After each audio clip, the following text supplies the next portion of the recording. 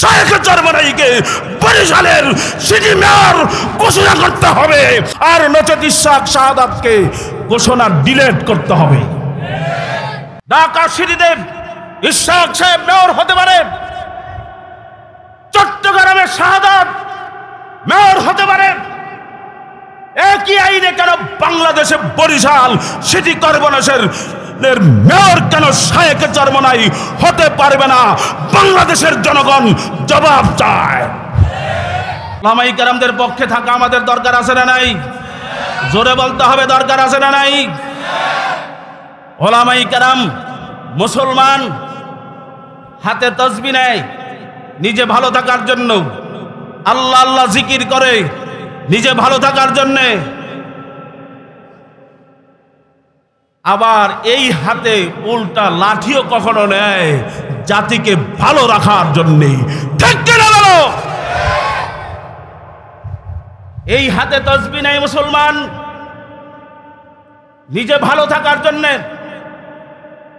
আবার এই হাতেই কখনো মুসলমান লাঠি উঠাতে বাধ্য হয় এদেশের জাতিকে ভালো রাখার জন্য। মুসলমানদেরকে খেপাবেন না, প্রয়োজনে এদেশের মুসলমান হাতে লাঠি নিয়ে ময়দানে আবার 5ই আগস্টের মতো ঝাঁপিয়ে পড়বে। আগামী 5ই মে প্রয়োজনে দেশের তৌহিদি জনতা লাঠি নিয়ে ময়দানে নামবে। শায়েখ চরমনাইয়ের উপর থেকে বৈষম্য দূর করে শায়েখ চরমনাইকে বরিশালের সিটি মেয়র ঘোষণা করতে হবে, করতে হবে, করতে হবে।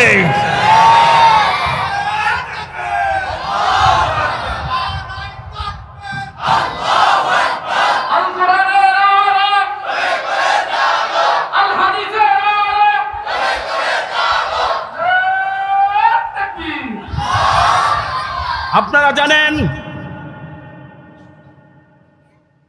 বাংলাদেশের একজন শ্রেষ্ঠ পীর, বাংলাদেশের একজন শাইখুল হাদিস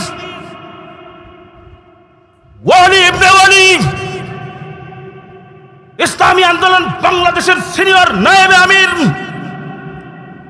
বাতিলের জম, বাতিলের বিরুদ্ধে বলিষ্ঠ কণ্ঠস্বর নায়েবে আমিরুল মুজাহিদিন মুফতি সৈয়দ মোহাম্মদ ফয়জুল করিম শায়েখ চরমনাইয়ের উপরে যেইভাবে তাকে হত্যা করার জন্য, যেইভাবে তার উপরে এরকম ভাবে আঘাত করা হয়েছে যেটা বাংলাদেশের আর কোথাও হয় নাই।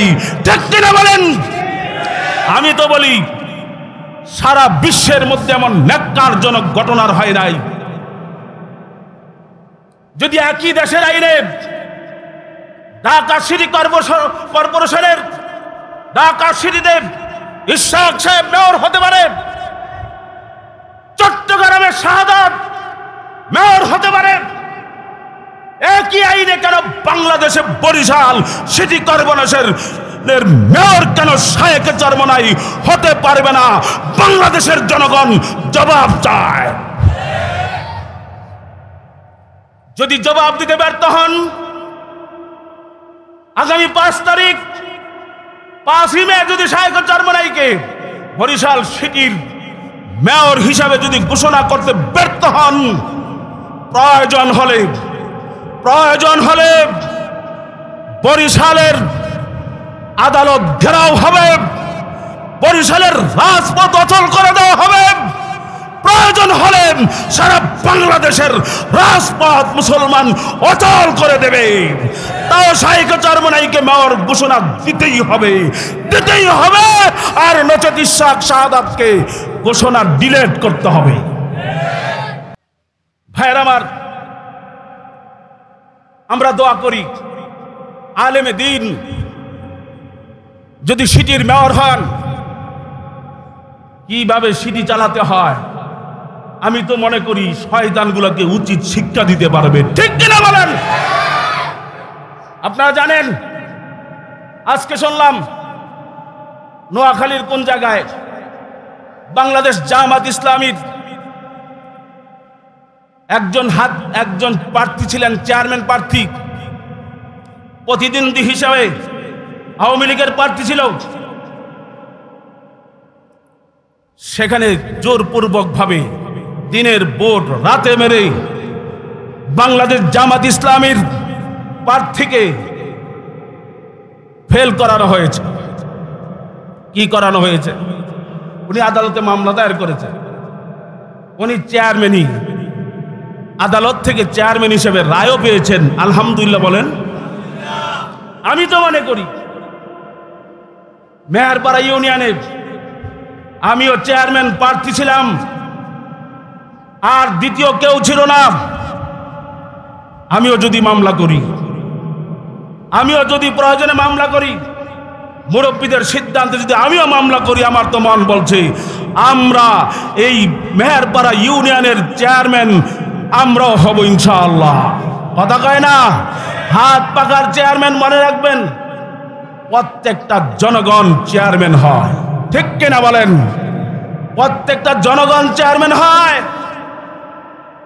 আজকে মেহেরউদ্দিন চেয়ারম্যান সাহেব নাই, আর পাওয়া যাবে না। ঠিক কিনা বলেন? একজন ন্যায়পরায়ণ ব্যক্তি ছিল। এজন্য আসুন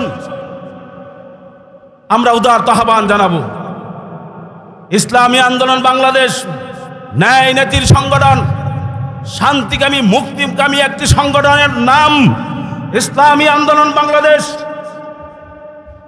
ইসলামী আন্দোলন বাংলাদেশের কর্মী নেতাদেরকে আপনারা দুর্বল করে দেখবেন না, দুর্বল করে দেখার কোনো সুযোগ নাই। এদেশে কিভাবে তার হক আদায় করতে হয় ইসলামী আন্দোলনের নেতা কর্মীরা ভালো করে জানে। সোজা আঙ্গুলে যদি ঘি না ওঠে, সোজা আঙ্গুলে যদি ঘি না ওঠে, আঙ্গুল বাঁকা করতে আমরা বাধ্য হব।